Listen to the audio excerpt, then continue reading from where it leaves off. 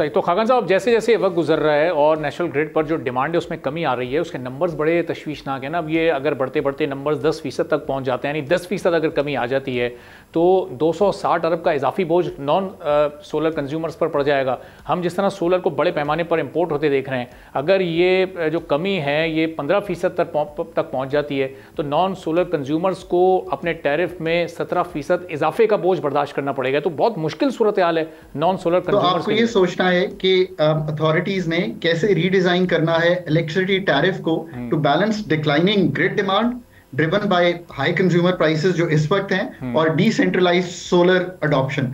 ये है सवाल हमारे सामने। इससे मुश्किल सवाल ये हमारे सामने है कि 2030 में 50% बैटरी की कीमत कम हो जाएगी।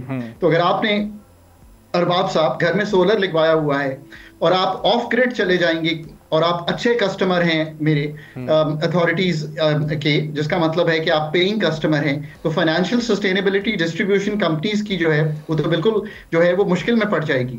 तो फिर आपने ग्रिड के निज़ाम को कैसे ठीक करना है कि एक इक्विटेबल बर्डन शेयरिंग हो, और ये करते हुए आप किस तरह माइक्रो ग्रिड्स और लोकल ग्रिड्स के सिस्टम में जाएंगे।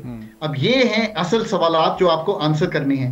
मैं आज भी समझता हूं कि इन सवालात के मुश्किल जवाब हैं और इन सवालात को बड़ी ब्रेनस्टॉर्मिंग करनी चाहिए, और कीमत कम करने से आगे जाकर ये जो चीजें आज हमने आपके सामने रखी हैं इनको सोचना पड़ेगा।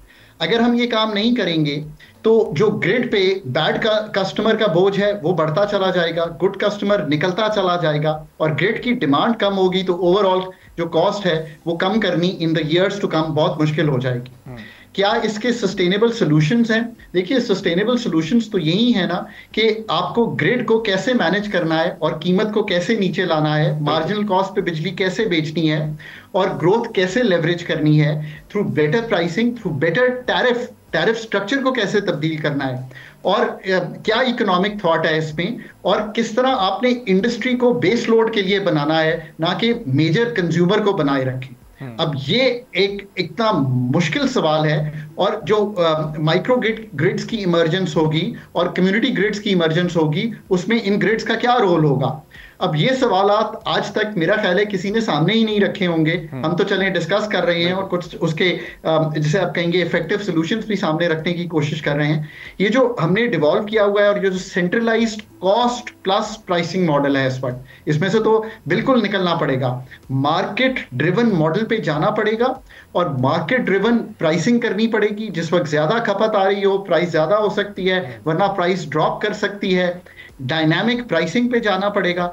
It's our inability to do all this कि जिसकी वजह से ये ऑफ ग्रिड सॉल्यूशंस आना शुरू हो गए हैं। सो हमें रियली सोचना पड़ेगा।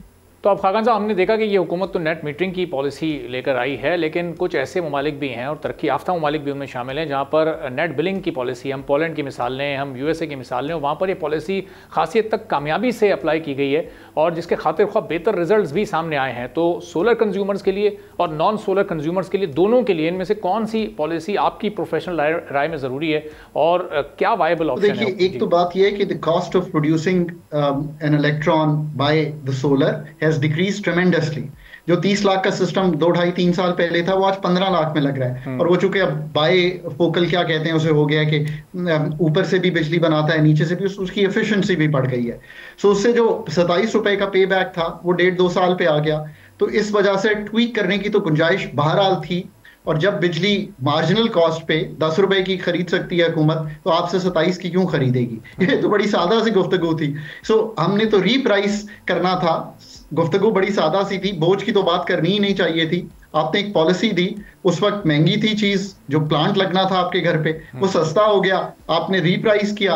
अब आप सोलर खरीदते भी हैं तो शायद 10 रुपए पर यूनिट है। आप ये कह सकते हैं कि 27 को ट्वीक करके क्या 10 पे लाना था या 15 पे लाना था या 20 पे लाना था, ये गुफ्तगू तो की जा सकती है।